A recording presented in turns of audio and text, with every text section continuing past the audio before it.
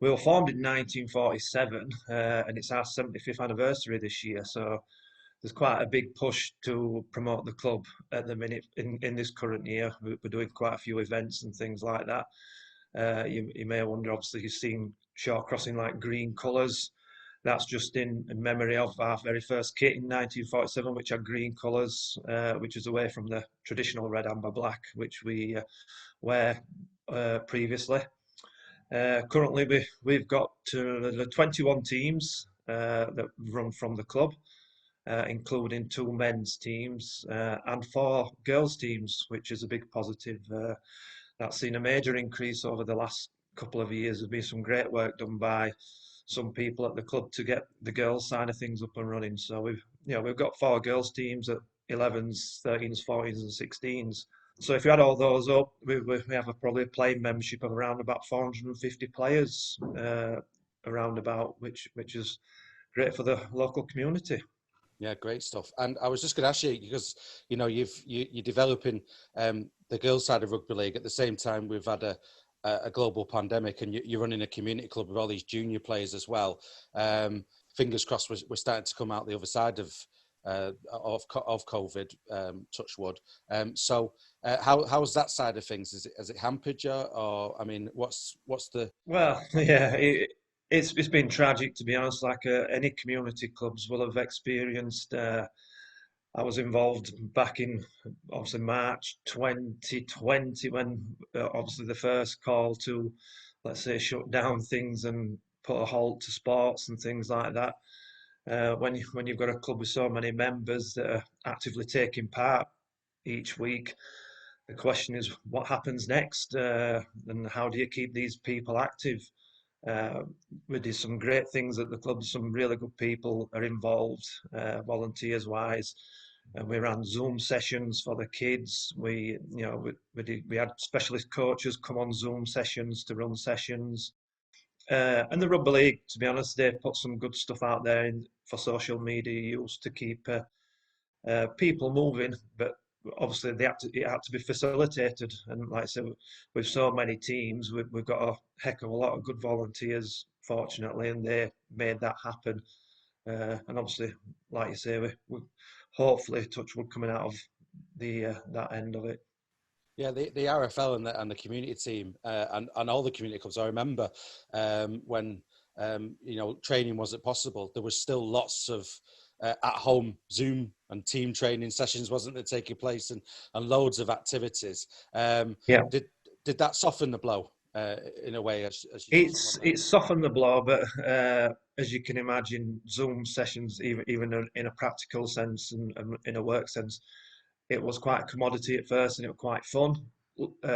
Kids relate to computers and things like that, so yeah, they found it good initially.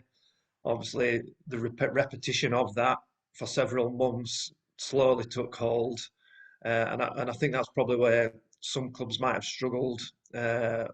Going through that period where the gloss of some new forms of training had been and gone, and I think that's where some clubs' numbers have dropped off, unfortunately, because trying to keep everybody engaged and motivated to come back, it has been a major challenge, to be honest, for all clubs. Well, then that takes us to this partnership with the Dewsbury Rams, and what does this partnership entail? Well, it's quite organic. Like I said, coming out of COVID, again, because of a club of our size and the work we do, we're ambassador. We've got ambassador status with three Super League clubs at the minute, which is Wakefield, Leeds, and Huddersfield. And we had that before COVID. So obviously, Dewsbury's been a championship side, hasn't got the amount of volunteers and resources to do what Super League clubs do. But we thought, with them being literally 200-300 yards from our club, can we assist each other to put something together which mirrors a Super League relationship? Which, it's that early talks were good. Throwing things around with the people down at Dewsbury and understanding without running too fast and going too quick that it comes and goes that quick, but building a strong relationship that's just going to build gradually. And we've got that in place, and the launch on Monday night was the start point. Uh, Certainly in promoting it, we've been, we say, a couple of months' work behind the scenes. And I think the start is curtain raiser games, interaction with both clubs, whether it's providing coaching workshops, things like that. Lee Greenwood, the head coach down at Judbury, is quite receptive. He's run some sessions already with our open age section to get everybody involved to help things on both sides. So yeah, it's just an organic growth, and there'll be things that come up which we will think we can run together. And what a game to kick things off with. Obviously, not the outcome Dewsbury would have wanted, but I'm pretty sure the kids will have been inspired by what they saw on Monday night. How much did they enjoy things? Oh, absolutely. The ripples from the kids from Monday night have been great to see. We'll be putting it a lot more on social media once we've got all the photos and things together.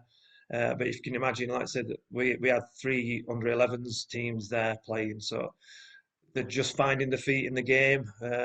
Obviously, we promote fun and good times with rugby, but to be playing in front of let's say, a live crowd in a live stadium is something they'll remember. The under 11s girls, especially, it realistically was their first game of rugby league because it's a new team. So to see the bright lights under the floodlights and the parents in the stands cheering them on, it's quite it's quite good memories. That's what we're talking about. I mean, I started this interview talking about the impact of COVID, but things like this, where you're inspiring the next generation of players, it's quite a springboard, isn't it? Really, for the future for these kids. It is, Ben, and we put a lot of onus on that, and I think that's one of the reasons why we'd like to think Shawcross is a success as a community club. We understand how things are evolving with age groups and teenagers and young ones, and we reach out to them.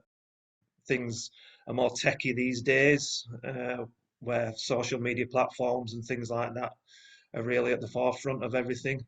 So we reach out to kids that way.